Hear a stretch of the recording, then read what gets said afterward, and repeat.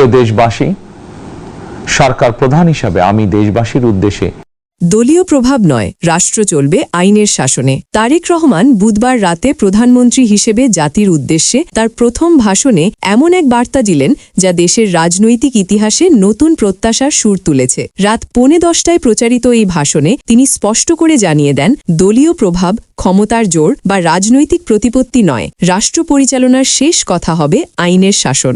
ভাষণের শুরুতেই তিনি স্মরণ করেন হাজারো শহীদের আত্মত্যাগ। বলেন, এই দেশ কোনো এক দলের নয়, এটি মুসলমান, হিন্দু, বৌদ্ধ, খ্রিস্টান, পাহাড় ও সমতলের প্রতিটি মানুষের। নতুন সরকার জনগণের ভোটে জনগণের কাছে জবাবদিহির অঙ্গীকার নিয়েই যাত্রা শুরু করেছে। তার কণ্ঠে ছিল দৃঢ়তা, আর কথায় ছিল পুনর্গঠনের প্রতিশ্রুতি। নতুন প্রধানমন্ত্রী স্বীকার করেন, দুর্বল অর্থনীতি, অবনতিশীল আইন শৃঙ্খলা ও দীর্ঘদিনের দুর্নীতির ভার নিয়ে সরকার দায়িত্ব নিয়েছে। তবে তিনি আশ্বাস দেন, আইন শৃঙ্খলা পরিস্থিতির উন্নয়ন এবং কঠোরভাবে দুর্নীতি নিয়ন্ত্রণই হবে সরকারের প্রধান অগ্রাধিকার। কোনো সিন্ডিকেট, কোনো অনিয়ম, কাউকেই ছাড় দেওয়া হবে না। পবিত্র রমজানকে সামনে রেখে তিনি ব্যবসায়ীদের প্রতি মানবিক আহ্বান জানান, এই মাস যেন মুনাফার প্রতিযোগিতায় পরিণত না হয়।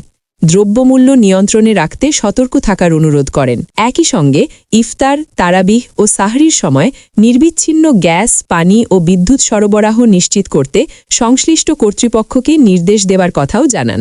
ভাষণের শেষ ভাগে তিনি বলেন, এই সরকার কেবল ক্ষমতায় থাকার জন্য নয়, ন্যায়, নিরাপত্তা ও মানবিক গণতন্ত্র প্রতিষ্ঠার জন্য। ক্রেতা, বিক্রেতা, গ্রহীতা, দাতা সবাইকে সঙ্গে নিয়েই এগোতে চায় সরকার। তার কথাই ছিল এক নতুন সূচনার প্রত্যয়। রাষ্ট্র চলবে আইনের শাসনে, জনগণের আস্থাই হবে সরকারের শক্তি।